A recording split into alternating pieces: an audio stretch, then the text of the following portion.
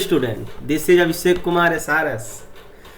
तो भाई लोग, आज हम स्टार्ट करने जा रहे हैं 11th क्लास का केमिस्ट्री। वही लोग जो अभी अभी बोर्ड दे के आए हैं, फर्स्ट ईयर 11th में आ गए हैं। तो पहले हम बात करेंगे कि 11th जो है उनकी 10th से कैसे अलग है, 11th का इम्पोर्टेंस कितना है आपके लाइफ में, आपके स्कूल में, आपके कंपटीशन में, इन सब चीज़ों के बारे में। बेसिकली 11th हम बात करेंगे केमिस्ट्री के बारे में, ठीक है। एक्चुअली हम केमिस्ट्री के बारे में बात नहीं करेंगे, हम सारे सब्जेक्ट्स के बारे में बताएंगे कि उनका इंपॉर्टेंस कंपटीशन में कैसे है। जैसे केमिस्ट्री है, आपको पता है आप 10th लेवल का जो केमिस्ट्री पढ़ रहे थे या 9th-10th में जो केमिस्ट्री पढ़ा था वो जस्ट समझ लो एक बेसिक मात्र था। अगर बात करें कि इंट्रोडक्शन था, कंटेंट था, बेसिक भी नहीं था, ठीक है। जो 9th-10th का केमिस्ट्री है और जो 11th-12th या नीट और IIT JEE का केमिस्ट्री है, बहुत ज़्यादा डिफरेंस है। आप बहुत सारी चीज़ें पढ़ोगे, अब जब 11th-12th में पढ़ोगे तो वो चीज़ें चेंज हो जाएंगी, ठीक है ना। तो सबसे बड़ी बात है कि 11th का इम्पोर्टेंस क्या है। आपको पता है कि केमिस्ट्री आपकी 3 पार्ट में डिवाइड होती है। सबसे पहला पार्ट होता है physical chemistry,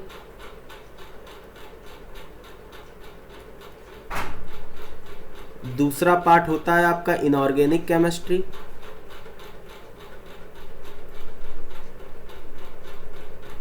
and third part होता है आपका ऑर्गेनिक केमिस्ट्री।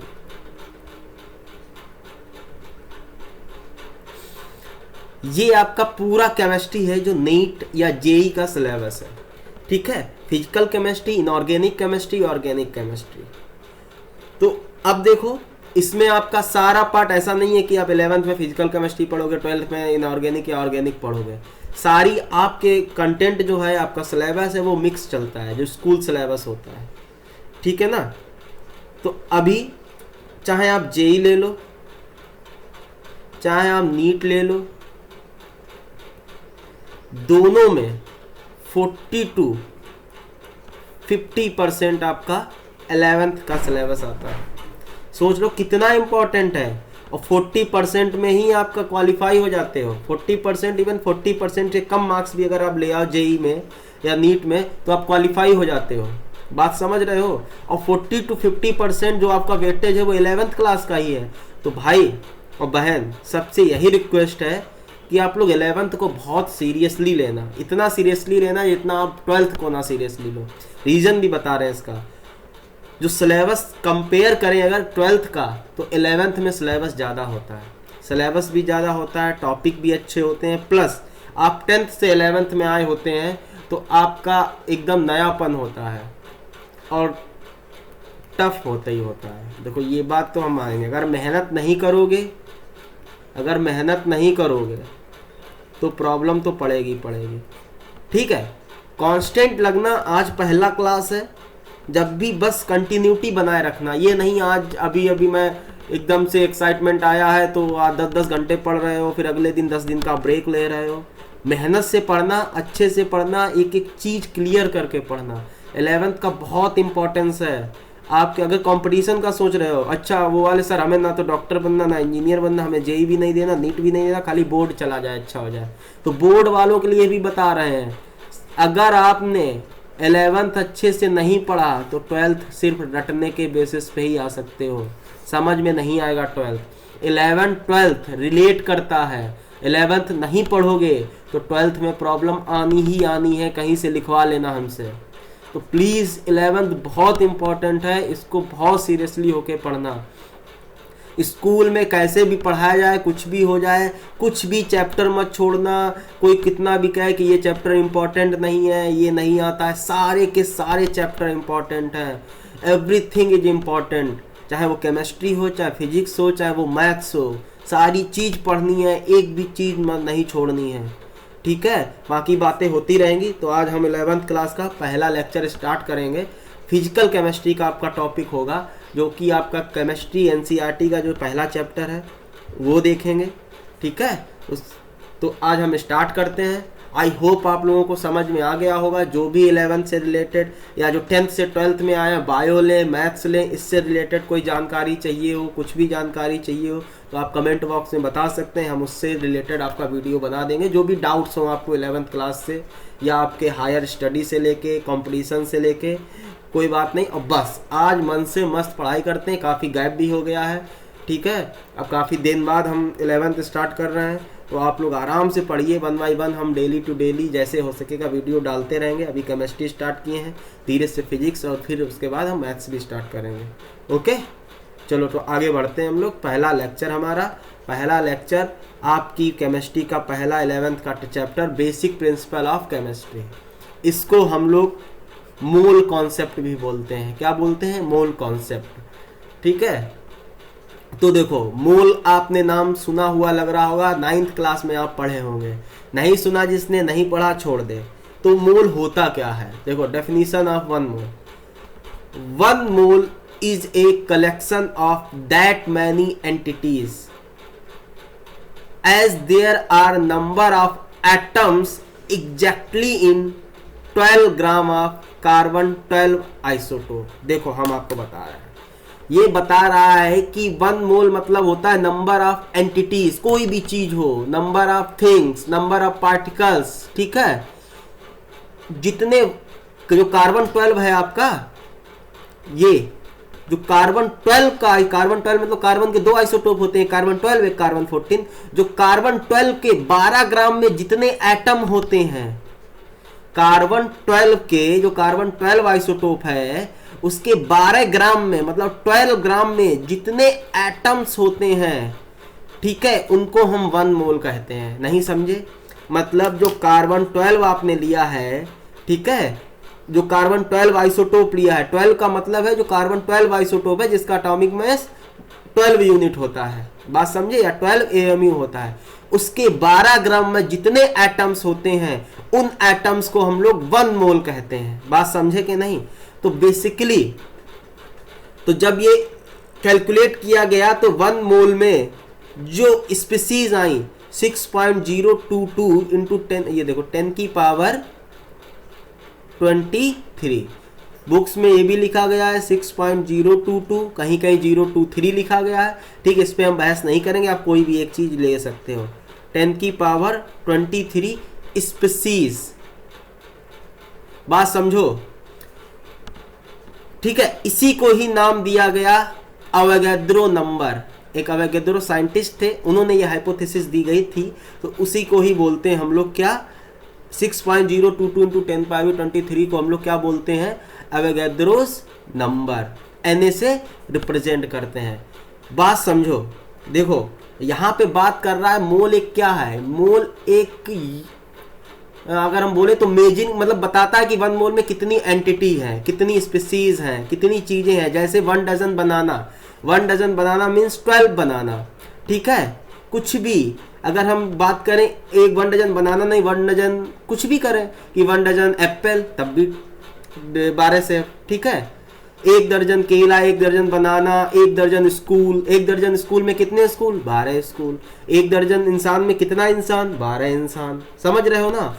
कुछ ऐसा ही है। तो जब भी एक मोल में कोई चीज पूछी जाएगी, बेसिकली यूनिट, इसका कोई यूनिट नहीं होता क्योंकि ये नंबर्स बताता है, कितनी, हाउ मैनी, ठीक है, कितने नंबर हैं, कितनी एंटिटीज होंगी, कितने नंबर ऑफ मॉलिक्यूल्स होंगे, कितने नंबर ऑफ पार्टिकल्स होंगे। जैसे अब देखो, हम पहले इसको कंपेयर करते हैं 1 डजन से, ठीक है, क्योंकि ये सबको बहुत अच्छे से पता है। 1 डजन मीन्स 12 थिंग्स, यही ना होता है? 1 डजन मीन्स 12 थिंग्स, इसके अलावा तो और कुछ नहीं होता है, चाहे वो कुछ भी हो सकता है। अच्छा बताओ, 1 डजन में कितना लैपटॉप हुआ? सर 12। 1 डजन में कितना कीबोर्ड हुआ? सर 12। 1 डजन में कितना इंसान हुआ? सर 12। 1 डजन में कितना हाथ हुआ? सर 24। नहीं भैया, 24 नहीं होगा। 1 डजन मीन्स 12 हैंड्स। हाँ, ने ज्यादा दिमाग लगा जाओ, हाँ 12 आदमी मतलब 12 इंटू 2 24 हाथ, ऐसा कुछ भी नहीं है, ठीक है। 1 dozen means 12 things, that's it, ठीक है ना। अब मान लो 1 डजन में कितना स्कूल? 12 स्कूल। 1 डजन में कितना क्लासरूम? 12 क्लासरूम। ये नहीं है कि हाँ मेरे स्कूल में 12 क्लासरूम है, एक स्कूल में 12 क्लासरूम है तो 12 इंटू 12, फालतू का दिमाग नहीं लगाना है, ठीक है, कुछ भी नहीं लगाना, बस सिंपल सा बात है। 1 डजन मीन्स 12 थिंग्स। सबको क्लियर है? आप कभी भी कोई चीज 1 डजन मांगेंगे तो जब भी नंबर्स ऑफ क्वांटिटी आएगी तो वो 12 आएगी, ऐसा कुछ भी नहीं। 1 डजन बुक्स मांगोगे 12 बुक्स आएंगी, 1 डजन पेन मांगोगे 12 पेन आएगा। तो आई थिंक 1 डजन क्लियर हो गया। अच्छा सर, हम डजन पे इतना क्यों फोकस दे रहे हो, दर्जन का क्या लेना देना है? हम डजन मीन्स मेरा यहाँ पे है, आप इसको समझो 1 मोल मीन्स क्या है। ऐसे ही 1 मोल मीन्स होता है 6.023 और 22 इंटू 10 की पावर 23 पार्टिकल्स। बात समझे कि नहीं? ये बात ध्यान रखना, इसका मतलब समझे। 1 मोल में कितना बनाना है? 1 मोल में भाई साहब जब बनाना देखेंगे तो 6.023 इंटू 10 की पावर 23 बनाना है। 1 मोल में कितना लैपटॉप? 6.023 इंटू 10 की पावर 23 लैपटॉप। भाई साहब 1 मोल में कितना घड़ी? 6.023 इंटू 10 की पावर 23 घड़ी। 1 मोल में कितना इंसान? 6.023 इंटू 10 की पावर 23 इंसान। बात समझे कि नहीं समझे? तो अब देखो, अब आपसे पूछा जाए 1 मोल बनाना लेके आओ, भैया जी 6.023 इंटू 10 की पावर 23 बनाना, पूरा ऑल ओवर वर्ल्ड में इतना बनाना नहीं होगा। समझ में आ रहा है कि नहीं? जरा कैलकुलेट करो ये कितना रुपए हुआ, ठीक है। और इस रुपए को अगर मान लो 1 मोल रुपए है, ठीक है, या 1 मोल कोई चीज आपने दे दिया, 1 मोल लेट सपोज हमने 1 मोल बनाना पूरे ऑल ओवर इंडिया में, इसमें लॉकडाउन चल रहा है, 1 मोल बनाना अगर बांटने दे दिया जाए तो पर पर्सन कितना पड़ेगा? ये आपका है, अपने कैलकुलेट करिए घर पे बैठ के, मेरे पास इतना टाइम नहीं है, ठीक है। अब देखो, जब ये इतना ज्यादा क्वांटिटी होता है, ये इतना ह्यूज क्वांटिटी होता है कि इसको हम लोग अपना डेली लाइफ में यूज नहीं कर सकते हैं, ठीक है। ये बेसिकली हम लोग केमिस्ट्री में यूज करते हैं या अपनी साइंस में यूज करते हैं, ठीक है। तो यहाँ पे ये किन किन चीज़ों से डील करता है 1 मोल? यहाँ ये जो 1 मोल डील करता है, ये पार्टिकल्स क्या क्या हो सकते हैं? यहाँ पार्टिकल्स हो सकते हैं आपके एटम्स, 1 मोल एटम्स हो सकते हैं आपके, ठीक है। और क्या हो सकते हैं? मॉलिक्यूल्स हो सकते हैं। और क्या क्या हो सकते हैं? आयंस हो सकते हैं, आयंस में कैटायन एनायन दोनों हो सकते हैं, ठीक है। और क्या हो सकता है केमिस्ट्री में जो हम लोग पढ़ेंगे? तो इलेक्ट्रॉन हो सकता है। और क्या हो सकता है ये? तो और प्रोटॉन हो सकता है। भाई साहब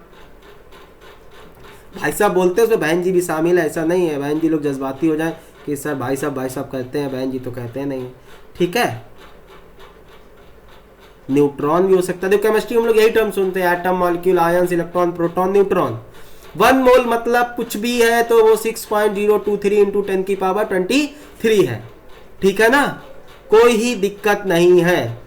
you can take 6.022, that's okay, कोई मतलब नहीं उसमें, ऐसा कोई टेंशन वाला बात नहीं है। बात समझे? बस आप सीधे चुपचाप 1 मोल का मतलब समझो, बाकी टेंशन का कोई बात नहीं है। ये क्या हो गया? ठीक है। अरे यार 1 मिनट,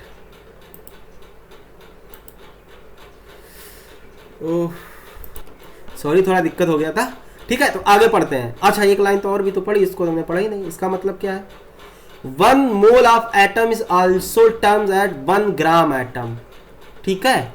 मतलब 1 मोल एटम को हम लोग 1 ग्राम एटम भी कहते हैं, या 1 मोल आयंस को 1 ग्राम आयन भी कहते हैं, 1 मोल मॉलिक्यूल को 1 ग्राम मॉलिक्यूल भी कहते हैं। ये उसका एक सिनोनिम्स है। इनके बारे में अभी हम आगे और डिटेल में बात करेंगे। बेसिकली होता कुछ नहीं है, 1 मोल को हम लोग कभी एटम होता है तो ग्राम एटम रिप्रेजेंट कर देते हैं, आयंस होता है तो ग्राम आयन रिप्रेजेंट कर देते हैं, और मॉलिक्यूल होता है तो ग्राम मॉलिक्यूल रिप्रेजेंट करते हैं। डोंट वरी, अभी आगे चल के इसके बारे में हम और बात करेंगे। तो इतना समझ गया? आज मैं इतना ही से ही पढ़ाऊंगा, यही सिर्फ 1 मोल ही समझाऊंगा, समझ लो। अगर मैं एक लेक्चर इस पे खर्च कर रहा हूं तो कितना इंपॉर्टेंट होगा, ठीक है ना। तो आगे बढ़ते हैं हम, ठीक है। तो इतना तो आपको क्लियर हुआ? नहीं क्लियर हुआ फिर से बताओ, झेलना नहीं बिल्कुल। बस 1 मोल मतलब 6.023 इंटू 10 की power 23 particles. That particle can be atom, molecule, ions, electron, proton, neutron, anything. Okay, समझ रहे हो ना। चलो आगे बढ़ते हैं। आगे हम लोग देखते हैं, अच्छा फंडामेंटल पार्टिकल्स। आपको पता, ये तो खैर आपको पता है, अच्छे से पता है कि हमारे जो फंडामेंटल पार्टिकल, इतना सबको पता है, फंडामेंटल पार्टिकल हमारे इलेक्ट्रॉन होते हैं, प्रोटॉन होते हैं और न्यूट्रॉन होते हैं। नहीं पता है तो पता कर लो। एक एटम के अंदर हमारे पास इलेक्ट्रॉन होता है, प्रोटॉन होता है और न्यूट्रॉन होता है। एक इलेक्ट्रॉन का जो मास होता है 9.1 इंटू 10 की पावर माइनस 31 kg होता है। एक प्रोटॉन का मास होता है 1.67 इंटू 10 की पावर माइनस 27 kg। और एक न्यूट्रॉन का मास होता है, अप्रॉक्स न्यूट्रॉन और प्रोटॉन बराबर होते हैं, तो हमें यहाँ न्यूमेरिकल से डील करना है तो हम लोग बराबर ही लेके चलेंगे, 1.67 इंटू 10 की पावर माइनस 27 kg। ठीक है। इलेक्ट्रॉन पे जो चार्ज होता है माइनस 1.6 इंटू 10 की पावर माइनस 19 कूलाम। चार्ज का यूनिट कूलाम होता है, आपको पता होगा, 10th में थोड़ा बहुत तो पता ही होगा, नहीं पता है कोई बात नहीं, फिर से पढ़ाया जाएगा। ठीक है। और 1 प्रोटॉन पे चार्ज होता है प्लस 1.6 इंटू 10 की पावर माइनस 19 कूलाम। और न्यूट्रॉन आपका न्यूट्रल होता है, कोई चार्ज नहीं होता है। तो अच्छा बताओ, इलेक्ट्रॉन पे ज्यादा चार्ज है कि प्रोटॉन पे ज्यादा चार्ज है? माइनस 1.6 इंटू 10 की पावर माइनस 19 कूलाम किस पे है? इलेक्ट्रॉन पे है।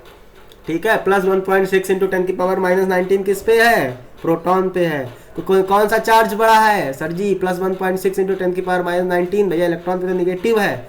यहाँ मैथ्स नहीं खेल रहे हैं, समझे? दोनों बराबर है, equal charge, having equal charge. बस नेचर कैसा है? अपोजिट नेचर है। ठीक है। बस इक्वल एंड अपोजिट चार्ज, कोई बड़ा या छोटा नहीं है। बात समझे? चार्ज का साइन ये रिप्रेजेंट करता है कि वो अपोजिट नेचर का है, ना कि बड़ा या छोटा दिखा रहा है। तो electron and proton have equal charge but opposite in nature. ठीक है ना?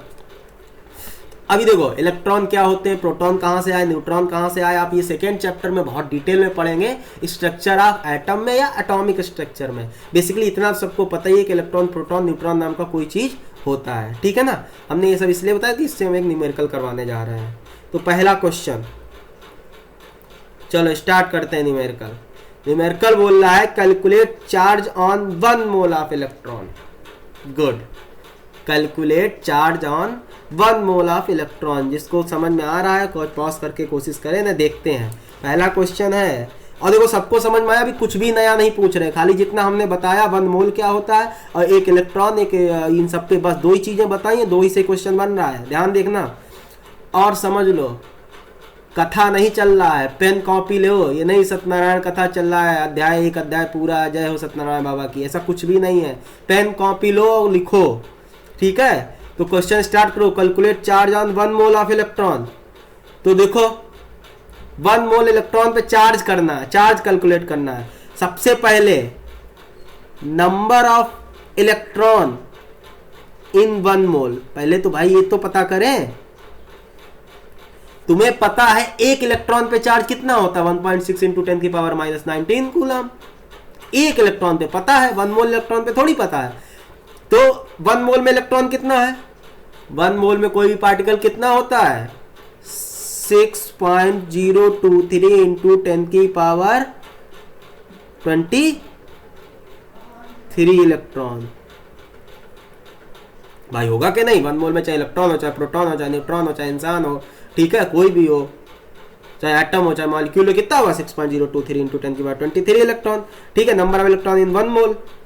अच्छा, क्या पूछ रहा है? Calculate charge on 1 mole of electron. Charge on 1 electron. 1 electron पे चार्ज कितना है? अभी अभी देखें कितना है?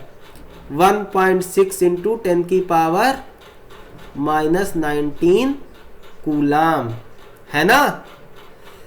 एक इलेक्ट्रॉन पे इतना चार्ज है, तो इतने इलेक्ट्रॉन पे कितना चार्ज होगा? तो charge on 1 mole of electron कितना होगा? 1 मोल में इतने ही ना इलेक्ट्रॉन, 1 मोल में इतने ही ना इलेक्ट्रॉन होते हैं, तो एक इलेक्ट्रॉन पे इतना चार्ज, इतने इलेक्ट्रॉन पे, वही सिंपल यूनिटरी मेथड। 6.023 इंटू 10 की पावर 23 इंटू 1.6 इंटू 10 की पावर माइनस 19 कूलम। ठीक है। कैलकुलेट करो, देखो कैलकुलेट करो इसको, जब इसको कैलकुलेट करोगे तो 96,300 के आसपास या 400 के आसपास कुछ आएगा। लेकिन इसको हम लोग इस वैल्यू को, देखो इस वैल्यू का भी मतलब है, ठीक है, कैलकुलेट करने के इसके आसपास ही आएगा, लेकिन हम लोग जो वैल्यू लेते हैं वो हम लोग ये लेते हैं 96,500 कूलाम। बात समझो, ठीक है, 96,500 कूलाम लेते हैं, इसी के आसपास आएगा, 400 300 के आसपास आएगा, लेकिन हम लोग ये लेते हैं। अब ये क्या आ गया, charge on 1 mole of electron is equal to 96,500 coulomb. ये बताया था एक साइंटिस्ट थे फैराडे ने, तो हम इसको 96,500 कूलाम को 1 फैराडे भी बोलते हैं। अभी इतना ध्यान रखो, समझ में आ रहा कि नहीं, मतलब 1 मोल इलेक्ट्रॉन पे कितना चार्ज होता है, 96,500 कूलाम और 1 फैराडे। आप इसको इस तरह भी लिख सकते हैं, ठीक है। सो अगर इसको आप स्टेटमेंट के रूप में याद रख सकते हैं, charge on 1 mole of electron that will equal to 96,000, अरे यार गलत हो गया, 96,500 कूलाम एंड और 1 फैराडे। तो यहाँ से ये पता चलता है कि 1 फैराडे इक्वल टू होता है 96,500 कूलाम। बात समझे, तो यह याद रखिएगा। अब देखो ये हमने जानबूझ के ये एक फॉर्मूला है, ये एक स्टेटमेंट है, ये फैराडे ने कैलकुलेट किया था। देखो ये होता क्या है, हम लोग यहाँ पे मोल, ज़्यादातर चीज़ें मोल्स में कैलकुलेट करते हैं। तो मान लो 1 मोल है, 1 मोल कितना इलेक्ट्रॉन लूज करेगा, 1 मोल इलेक्ट्रॉन लूज करेगा, तो 1 मोल इलेक्ट्रॉन पे कितना चार्ज होगा, 96,500 कूलाम। बात समझे कि नहीं, तो इससे क्वेश्चन का क्वेश्चन हो गया और ये हमें चीज़ भी पता चल गई। हाँ, इसका वैल्यू आप कैलकुलेट करेंगे तो थोड़ा आसपास ही आएगा, 96,350 के आसपास या 400 के आसपास आता है। बट इसको हम लोग कैलकुलेशन आसान रहे, सारी चीज़ें की केमिस्ट्री में बहुत ब्रॉड कैलकुलेशन, बहुत छोटी छोटी चीज़ें कैलकुलेट करनी पड़ती हैं, तो इसीलिए कैलकुलेशन आसान बनाने के लिए हमने, या जो फैराडे ने जो वैल्यू ली थी 96,500 कूलाम ली थी, और जिसको उन्होंने बताया कि charge on 1 mole of electron जो होता है वो 96,500 कूलाम होता है, या उसी को ही फैराडे ने दिया था। तो फैराडे जी को सम्मान देने के लिए हमने उसकी वैल्यू 1 फैराडे मान ली थी। समझ गया कि नहीं, तो 1 फैराडे मीन्स होता है 96,500 कूलाम। क्लियर, पक्का, समझे। चलो आगे बढ़ते हैं, अगर ये क्लियर है तो आगे और क्वेश्चन करते हैं। देखो क्वेश्चन, देखो सब क्लियर हो गया होगा ना।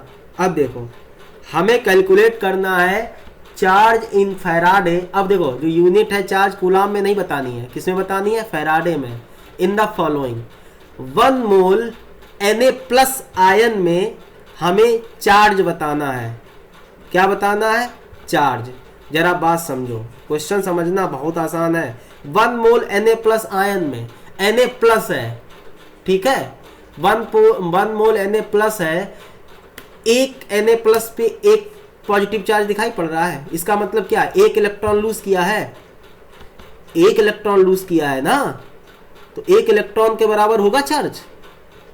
अब 1 मोल है तो 1 मोल पे कितना, 1 मोल इलेक्ट्रॉन पे कितना चार्ज होगा, 1 मोल इलेक्ट्रॉन पे कितना चार्ज होगा, तो 1 फैराडे। तो इस पे भी कितना चार्ज होगा, 1 फैराडे। बात समझो, बहुत आसान था, ओरली था। देखो यहाँ पे हम बात आपको समझा रहे हैं कि यहाँ पूछ रहा है 1 मोल Na+ आयन पे कितना चार्ज होगा। अगर ये एक Na+ होता, एक Na+, तो उस पे कितना चार्ज होता, जितना एक इलेक्ट्रॉन के पास चार्ज होगा। नहीं समझे भाई, Na+ क्या दिखा रहा है, एक इलेक्ट्रॉन लूज किया। अरे यार देखो Na था, Na ने एक इलेक्ट्रॉन लूज करके क्या बनाया, Na+। एक इलेक्ट्रॉन लूज किया, इलेक्ट्रॉन पे निगेटिव चार्ज था, तो इस पे उतना ही कितना चार्ज आ गया, उस पे उतना पॉजिटिव चार्ज आ गया। अब ये निगेटिव या पॉजिटिव चार्ज नहीं पूछ रहा, चार्ज पूछ रहा कितना है, ठीक है। निगेटिव और पॉजिटिव तो नेचर बताता है। तो देखो इस पे अगर इस इलेक्ट्रॉन पे -1.67 × 10⁻⁻19 कूलाम है, तो इस पे कितना होगा, उसके इस पे भी तो 1.6 इंटू 10 की पावर माइनस 19 है। ठीक है, तो 1 इलेक्ट्रॉन पे या 1 Na प्लस पे कितना चार्ज आएगा, जितना 1 इलेक्ट्रॉन पे होगा। बात नहीं समझे क्या, फिर से समझो, देखो झेलो ना। Na, ठीक है, Na कैसे बना, Na प्लस कैसे बना, Na ने एक इलेक्ट्रॉन लूज किया, Na प्लस आया, ठीक है, एक इलेक्ट्रॉन लूज किया, तो एक इलेक्ट्रॉन पे माइनस 1.6 इंटू 10 की पावर माइनस 19 कूलम चार्ज होता है, तो एक Na प्लस पे भी तो उतना ही चार्ज आएगा, आएगा कि नहीं आएगा। अब एक Na प्लस पे एक इलेक्ट्रॉन के बराबर चार्ज है, समझ में आ रहा कि नहीं। तो एक मोल Na प्लस पे जितना एक मोल इलेक्ट्रॉन पे चार्ज होगा उतना ही एक मोल Na प्लस पे भी चार्ज होगा। एक मोल इलेक्ट्रॉन पे चार्ज अभी अभी कैलकुलेट किए थे 1 फैराडे है, तो अब यहाँ पे फैराडे में पूछ रहा था, नहीं तो हम लोग क्या बताते हैं, अगर कूलाम में पूछा जाता तो हम लोग क्या बताते हैं, 96,500 कूलाम। ठीक है, लेकिन क्या पूछ रहा है यहाँ पे, फैराडे में पूछ रहा है, तो एक मोल Na प्लस पे कितना चार्ज आएगा, 1 फैराडे। क्लियर हो गया होगा यार भाई, है ना, प्लीज। ठीक है, अगला क्वेश्चन देखो, ऐसा ही है, 0.2 मोल Mg2 प्लस, जरा ध्यान समझो, 0.2 मोल Mg2 प्लस, सबसे पहले 2 मोल Mg2 प्लस पे कितना चार्ज होगा, 2 मोल Mg2 प्लस पे कितना चार्ज होगा, 2 मोल Mg2 प्लस पे होगा भाई साहब कितना, 2 फैराडे। क्यों, Mg कैसे बना, Mg बना Mg2 प्लस 2 इलेक्ट्रॉन, एक Mg पे प्लस 2 इलेक्ट्रॉन का चार्ज है, या प्लस 2 चार्ज है, या 2 इलेक्ट्रॉन के बराबर चार्ज है। एक मोल पे कितना होता है, अगर एक मोल इलेक्ट्रॉन होता है 1 फैराडे, यहां पे 1 मोल Mg मतलब 2 फैराडे के बराबर चार्ज है। नहीं समझे, बात समझो, ठीक है, सॉरी 1 मोल होगा यहाँ पे, 1 मोल Mg2 प्लस मतलब 2 फैराडे। भैया 2 इलेक्ट्रॉन लूज कर रहा है, एक Mg एटम 2 इलेक्ट्रॉन लूज कर रहा है, तो 1 मोल भी 2 मोल इलेक्ट्रॉन लूज करेगा। ठीक है, और 2 मोल इलेक्ट्रॉन लूज करेगा मतलब 2 मोल इलेक्ट्रॉन में 2 फैराडे चार्ज, 1 मोल Mg2 प्लस में 2 फैराडे चार्ज, तो 0.2 मोल में कितना होगा, 2 into point, unitary method, that will equal to 0.4 faraday. फिर से समझो, देखो बिल्कुल टेंशन ना लो, बात समझो। यहां पे क्या था, Na था, Na प्लस 1 इलेक्ट्रॉन, एक मोल Na 1 मोल इलेक्ट्रॉन लूज कर रहा है, 1 मोल Mg कितना इलेक्ट्रॉन लूज कर रहा है, 2 मोल इलेक्ट्रॉन लूज कर रहा है। बात समझो ना, एक Mg का एटम 2 इलेक्ट्रॉन लूज कर रहा है, 1 मोल Mg 2 मोल इलेक्ट्रॉन लूज करेगा, और जब भी कोई 2 मोल इलेक्ट्रॉन लूज करेगा तो 2 मोल इलेक्ट्रॉन के बराबर उस पर चार्ज आ जाएगा, और 2 मोल इलेक्ट्रॉन में कितना चार्ज होता है, 2 फैराडे, और हमसे 2 मोल इलेक्ट्रॉन, समझ में आया, तो मतलब 1 मोल Mg2 प्लस 2 मोल इलेक्ट्रॉन लूज करेगा, और 2 मोल इलेक्ट्रॉन पे चार्ज होता है 2 फैराडे, इसीलिए 1 मोल Mg2 प्लस में भी चार्ज कितना होगा, 2 फैराडे। और हमसे 1 मोल पे नहीं पूछ रहा है, 0.2 मोल पे, तो 1 मोल पे 2 फैराडे है, तो 0.2 पे क्या होगा, 2 into 0.2 that will equal to 0.4 faraday. Clear, झेले तो नहीं हो प्लीज, ओके। अब देखो, अब शायद समझ में आ रहा होगा, नहीं समझे तो इस क्वेश्चन में और क्लियर करने का कोशिश करेंगे, बस समझते ज्यादा। ठीक है, अब 1.5 मोल Al3 plus ion, aluminium ion पे पूछ रहा है, तो अगेन एल्यूमिनियम क्या लूज, एक एटम ऑफ एल्यूमिनियम क्या लूज कर रहा है, 3 इलेक्ट्रॉन, तो 1 मोल एल्यूमिनियम कितने मोल इलेक्ट्रॉन लूज करेगा, 3 मोल इलेक्ट्रॉन। ठीक है, तो 1 मोल Al3 प्लस पे चार्ज कितना होगा, 3 मोल इलेक्ट्रॉन के बराबर, और 3 मोल इलेक्ट्रॉन पे चार्ज कितना होगा, 3 फैराडे। पूछ कितना रहा 1.5 पे चार्ज कितना होगा, अगर 1 मोल पे 3 फैराडे 1.5 पे 1.5 into 3 that will equal to कितना होगा 15 3 45 that will equal to 4.5 faraday. समझे चेले तो नहीं? चलो अच्छी बात है यार भाई, झेलना नहीं, ठीक है। अब आते हैं चौथा पार्ट बोल रहा है, अगर ये नहीं समझ में आया तो बाकी जो थोड़ा बहुत डाउट रह गया है इस क्वेश्चन में क्लियर करना। अगेन 0.3 मोल सल्फेट आयन पे कितना चार्ज होगा, तो सल्फेट आयन 2 इलेक्ट्रॉन के, अभी करो 1 मोल सल्फेट आयन पे कितना चार्ज दिख रहा है, साफ साफ कितना दिख रहा है 2 फैराडे। जितना देखो अगर हम बात करें, इतना दिमागी ना लगाओ, जितना प्लस का साइन या जितना निगेटिव का साइन समझो उतना ही चार्ज या तो उसने इलेक्ट्रॉन लूज किए हैं या तो गेन किए हैं। अब चाहे इलेक्ट्रॉन लूज करे चाहे गेन करे, अगर लूज कर रहा है तो निगेटिव का चार्ज है, अगर गेन कर रहा है, अगर लूज कर रहा है सॉरी पॉजिटिव का चार्ज है, और गेन कर रहा है तो निगेटिव का चार्ज है। बात समझे कि नहीं? तो देखो अब यहां पे -2 है, -2 चार्ज है, तो 1 मोल सल्फेट मतलब 2 फैराडे। यहां पे एल्युमिनियम +3 में क्या था, +3 है, तो मतलब 1 मोल एल्युमिनियम आयन पे 3 फैराडे चार्ज। समझ में आ रहा कि नहीं? माइनस प्लस से कोई मतलब नहीं, हमें चार्ज से मतलब है, ठीक है भाई साहब। हाँ हमसे जब निगेटिव या पॉजिटिव पूछा जाए तो अलग बात है, वो नहीं पूछा जाएगा, ठीक है। तो 1 मोल सल्फेट आयन पे कितना चार्ज होगा 2 फैराडे, क्योंकि इस पे -2 चार्ज हमें साफ साफ दिख रहा है। अब ये दिख रहा है बेसिकली इलेक्ट्रॉन गेन किया है, ये समझ में आया कि नहीं? चलो वो बाद की बातें हैं, गेन या लूज किया कैसे किया है, हम सिर्फ इतना समझेंगे कि हमें चार्ज कैसे कैलकुलेट करना है। 1 मोल सल्फेट पे 2 फैराडे चार्ज, ठीक है। तो 0.3 मोल पे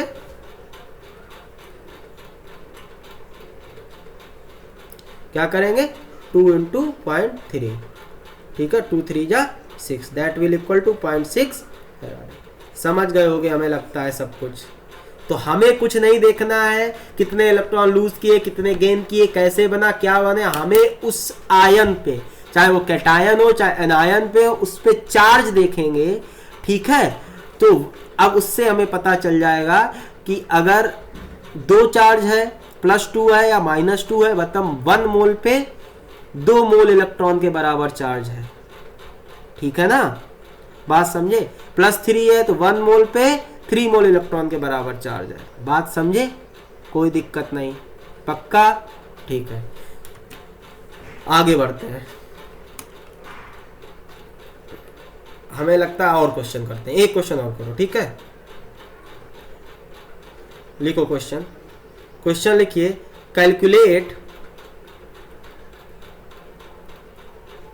मास of 1 mole of electron, calculate mass of 1 मोल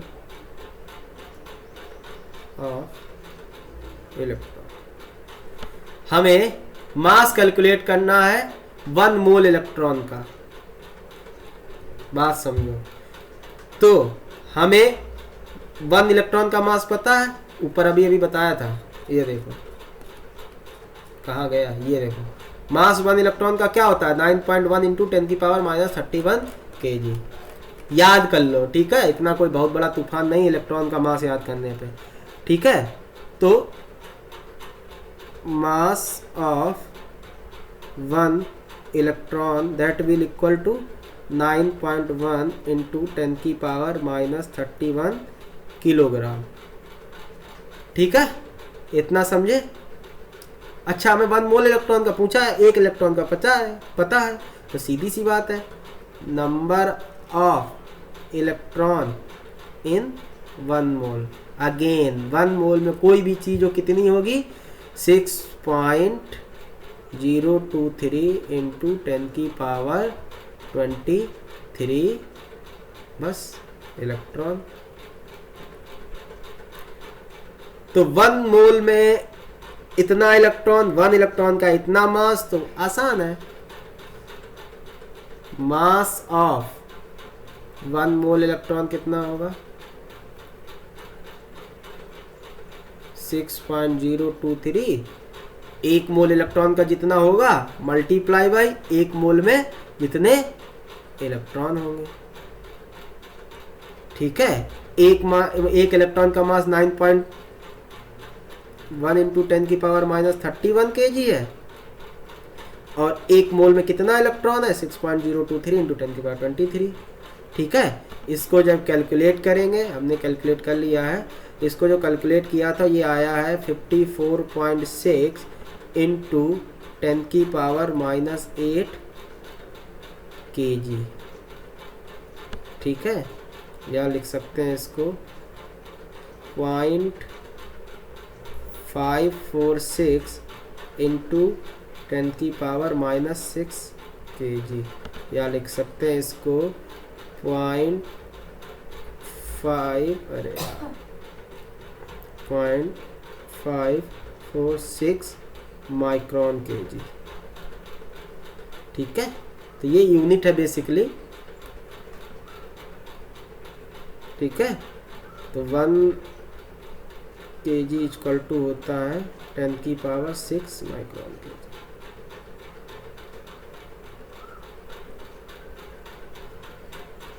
तो 1 माइक्रो kg हो जाएगा 10⁻⁻6 kg।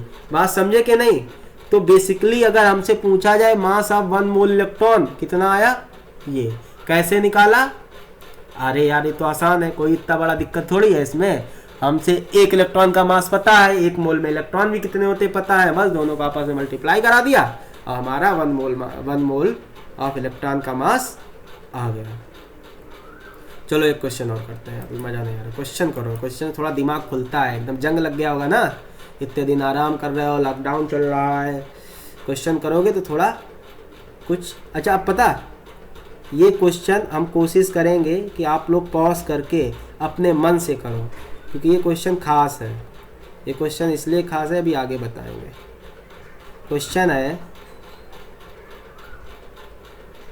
How many moles of electron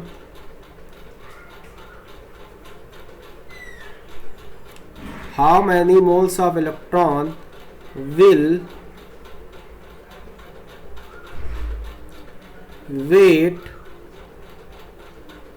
1 kg।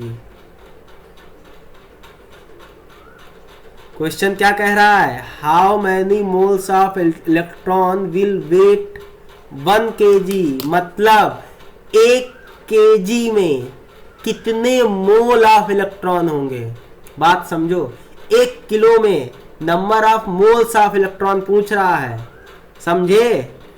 आराम से करो पॉज करके वीडियो। अगर इतना लेक्चर समझ में आया, कुछ भी पुराना कॉन्सेप्ट नहीं चाहिए, जितना आज पढ़ाया है उसी से ही क्वेश्चन हो जाएगा। और ये क्वेश्चन हमारा जेई में आया हुआ है, ठीक है, वो भी जेई एडवांस में, आई थिंक 2003 या 2002 के आसपास आया हुआ है। तो देखो, ऐसा नहीं है, कॉन्सेप्ट क्लियर है, चीज़ें क्लियर है, तो छोटी छोटी चीज़ों से क्वेश्चन बनता है। करिए क्वेश्चन, ठीक है, पॉज करके। और जिनसे नहीं आ रहा, जो लगता नहीं हो पाएगा, तो सुने उधर। तो देखो क्वेश्चन ध्यान से सुनो। How many moles of electron will weigh 1 kg, 1 kg में कितना मोल इलेक्ट्रॉन है, समझ में? मतलब कितने मोल में कितना kg होगा ये नहीं पूछ रहा, 1 kg में कितना मोल इलेक्ट्रॉन आ जाएगा। बात समझे? अरे सीधे से पूछ सकता है कि 1 किलो बनाना में कितने बनाना आएंगे, या कितने डजन बनाना आएंगे, समझ गए? या पूछ सीधे क्वेश्चन ऐसे करो कि 1 kg बनाना में हाउ मैनी डजन बनाना। बात समझे? बस ऐसे ही ये क्वेश्चन है। तो अगेन हमें सबसे पहले पता है एक इलेक्ट्रॉन का तो मास पता है, 1 इलेक्ट्रॉन मास अगेन कितना है 9.1 इंटू 10⁻⁻31 kg। तो देखो 1 kg में, सॉरी, एक इलेक्ट्रॉन का मास कितना है 1 kg, 9.1 into 10⁻⁻31 kg। 9.1 into 10⁻⁻31 kg में कितना इलेक्ट्रॉन? एक इलेक्ट्रॉन। बात समझे कि नहीं? अभी अभी हमने निकाला है ऊपर वाले क्वेश्चन में मास ऑफ 1 मोल ऑफ इलेक्ट्रॉन। कितना निकाला था 54.6 इंटू 10 की पावर -8 kg। अगर आप नहीं भी निकाला होता तो आप डायरेक्ट निकाल सकते थे। मास ऑफ 1 इलेक्ट्रॉन 9.1 इंटू 10 की पावर -31 kg, तो मास ऑफ 1 मोल इलेक्ट्रॉन कितना होगा? इसको हटा के आप कैसे होएगा? अरे यार, एक इलेक्ट्रॉन के 9.1 इंटू 10 की पावर -31 kg, और कितना मोल इलेक्ट्रॉन है? 1 मोल में कितना इलेक्ट्रॉन होगा? 6.023 इंटू 10 की पावर 23। ऐसे ना निकाले थे हम लोग। तो हमें पता चल गया कि 1 मोल इलेक्ट्रॉन, तो यूनिटरी मेथड हो गया सीधे। जरा ध्यान से पढ़ो, देखो ध्यान से देखो। 54.6 इंटू 10 की पावर -8 kg में कितना मोल इलेक्ट्रॉन है? 1 मोल। तो 1 kg में कितना मोल इलेक्ट्रॉन होगा? है ना यूनिटरी मेथड। तो अगर हम उल्टा लिख दें 54.6 इंटू 10 की पावर -8 kg इलेक्ट्रॉन कंटेन्स 1 मोल इलेक्ट्रॉन। क्यों? बात समझे? तो 1 kg में कितना मोल होगा? 1/54.6 इंटू 10 की power -8, that will equal to 10 की पावर 8 चला जाएगा ऊपर, 10 की पावर 8 अपॉन, अब इसको सॉल्व कर लेना। ये क्वेश्चन था, बताओ समझ में आया कि नहीं? तो पहले लेक्चर में एक मस्त क्वेश्चन आपने कर लिया, और जिसने कर लिया होगा मस्त कॉन्फिडेंस आया होगा, और जिसने नहीं किया होगा उसको समझ में तो आ ही गया होगा। ऐसा कुछ खास नहीं था, बस हाँ धीरे धीरे आ जाओगे। अभी तो बस 10th से 11th में आए हो, ठीक है? बस हल्के में मत लेना पढ़ाई। पढ़ाई बहुत हल्की है, अगर रेगुलर करते रहोगे। अगर उसको हल्के में ले लोगे तो भैया दिक्कत हो जाएगा, समझे? हाँ, तो first year is not rest year. अभी तो माहौल बना है, अभी तक तो सिर्फ कहने की बातें थी कि आपकी ज़िंदगी के 4 साल हैं। 4 साल नहीं, अब ये जो 2 साल हैं वो इम्पोर्टेंट है। फर्स्ट ईयर में हाई स्कूल में आप चाहे 99% लाओ चाहे 80% लाओ, कोई मैटर नहीं करता है। समझ में आया कि नहीं? अभी से जो पढ़ेगा वही मैटर करता है, ये बात एकदम सच है, ठीक है ना? तो चलो आगे बढ़ते हैं, एक और क्वेश्चन करते हैं, ठीक है? ऐसे ही चलो, जो नहीं कर पाए थे अब उम्मीद करते हैं वो लोग कर लेंगे, ठीक है? क्वेश्चन है, how many moles of proton, how many moles of proton will weight 200 ग्राम? देखो वैसे ही क्वेश्चन है, अगर वो क्वेश्चन आया है तो ये क्वेश्चन आ सकता है, ठीक है ना भाई? देख लो, वैसे ही क्वेश्चन तो है। अब आ गया प्रोटॉन के केस में। अब कह रहा है 200 ग्राम प्रोटॉन में कितने मोल प्रोटॉन होगा? वहाँ 1 kg इलेक्ट्रॉन में या 1000 ग्राम इलेक्ट्रॉन में कितना मोल इलेक्ट्रॉन था? है ना वैसा ही क्वेश्चन? चलो पॉज करके शुरू हो जाओ। चलो तो देखो, हमें पता है मास ऑफ, सबसे पहले हम पता करेंगे कि 1 मोल में कितना प्रोटॉन का मास होता है। तो mass of 1 proton, mass of 1 proton अभी हमने बताया था, ऊपर टेबल में बनवाया था, कितना था? 1.67 इंटू 10 की पावर -27 kg। तो एक प्रोटॉन का इतना मास है, तो 1 मोल प्रोटॉन का मास कितना होगा? मास of 1 mole proton, that will equal to mass of 1 proton into number of protons in 1 mole। अब देखो एक लाइन हमने स्किप कर दी है, क्योंकि हमें पता ही 1 मोल में कितना प्रोटॉन होगा। 6.23 इंटू 10 की पावर -6.23 इंटू, अरे यार क्या कर रहा हूँ मैं, 6.023 इंटू 10 की पावर 23 kg। सॉरी फंबल मार जाता हूँ ना। 6.023 इंटू 10 की पावर क्या यार 23। अब देखो मास ऑफ 1 मोल प्रोटॉन कितना होगा, मास of 1 proton into number of proton in 1 moles, और तो नंबर ऑफ प्रोटॉन 1 मोल्स में कितने होंगे 6.023 इंटू 10 की पावर 23। ठीक है ना। अब इसको कैलकुलेट करो, चलो बाद में देख करेंगे। तो 1 मोल प्रोटॉन का इतना मास क्या होगा, ये केजी में होगा बेसिकली। तो अगर बोला जाए इतने केजी में 1 मोल प्रोटॉन, इतने केजी में 1 मोल प्रोटॉन, चलो अच्छा देखा है, चलो इतने केजी में 1 मोल प्रोटॉन, तो 1 केजी में कितना होगा, इसलिए 1 केजी प्रोटॉन कंटेन्स, तो 1 केजी में कितना मोल होगा। अरे यार इतना केजी में, बात समझो, फिर से समझो, इतना केजी में 1 मोल प्रोटॉन, ठीक है ना। तो 1 केजी में कितना होगा 1 अपॉन दिस, 1 केजी में होगा आपका 1 अपॉन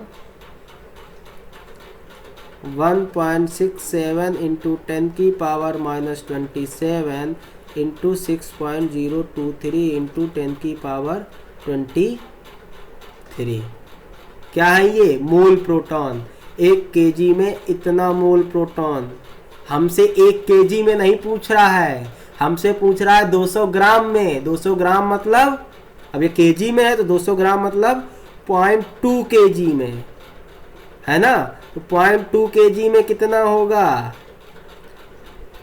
1.67 इंटू 10 की पावर -27 इंटू 6.023 इंटू 10 की पावर 23।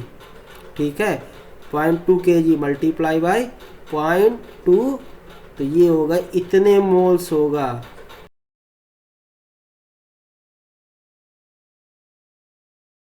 तो जब इसको कैलकुलेट करेंगे तो हमारा जो आंसर आएगा वो आएगा हमारा 10 की पावर 3 इंटू 0.2 मोल्स।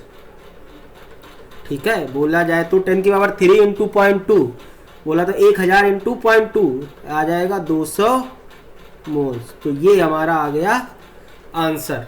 समझ में आया, क्वेश्चन फिर से समझ लो। How many moles of proton will weigh 200 gram, मतलब 200 ग्राम, 200 ग्राम में कितना मोल प्रोटॉन का है। जैसे इससे पहले क्वेश्चन पूछा गया था 1 केजी इलेक्ट्रॉन में कितना मोल इलेक्ट्रॉन का है, तो वही हमें निकालना पड़ेगा mass of 1 mole of proton. अब mass of 1 mole of proton कितना, अब देखो तुम्हें एक बात और बता रहे हैं। अब कोई भी क्वेश्चन करोगे 6.023 इंटू 10 की पावर 23 की जगह आप कैलकुलेशन सही से हो जाए, आसान हो जाए, आप 6 इंटू 10 की पावर 23 यूज करेंगे, कोई इफेक्ट नहीं पड़ता है। बहुत दशमलव के, डेसिमल के 2-3 डिजिट के बाद इम्पैक्ट पड़ता है, तो आपके जेई में कोई प्रॉब्लम नहीं आएगा। ठीक है, चाहे नीट का हो चाहे जेई का एग्जाम हो, कोई भी दिक्कत नहीं आती। आंसर इतना क्लोज नहीं होता है कि इतना ज़्यादा वेरी करे। हाँ, इसको स्कूल में अपने टीचर से पूछ लीजिएगा, और हम बात कर रहे हैं कोई आंसर दिक्कत नहीं है। आप आंसर 6 से निकाल लीजिएगा, भले दिखाने के लिए उनको बोल देना कि हमारा 6 पॉइंट हमने ये लिखा है, तो लिख ये सकते हो आप। कैलकुलेशन यही करना बोर्ड में भी, ठीक है, तो बहुत टाइम बचेगा इससे। तो ये आई थिंक आज जो जितना पढ़ाया उससे रिलेटेड हमने न्यूमेरिकल भी करा दिए। ठीक है, एकदम बेसिक से लेके अच्छे तक अच्छे क्वेश्चंस करा दिए। ऐसे ही पढ़ाऊँगा, क्वेश्चंस से ही मेन प्रैक्टिस होता है, और आपको हर एक चीज़ बताई जाएगी। आपकी केमिस्ट्री हम हर एक चीज़ स्टार्टिंग से बताएंगे। 9th का 10th का भी रिवाइज करवाते जाएंगे, आप परेशान मत होना। तो ये हमारा पहला लेक्चर था, तो आई होप आप लोग आज से पढ़ाई स्टार्ट कर दें फिलहाल केमिस्ट्री की। बाकी अपना ध्यान रखना, घर में ही रहना, घर में रह के पढ़ते रहना। ठीक है, ओके, थैंक यू क्लास।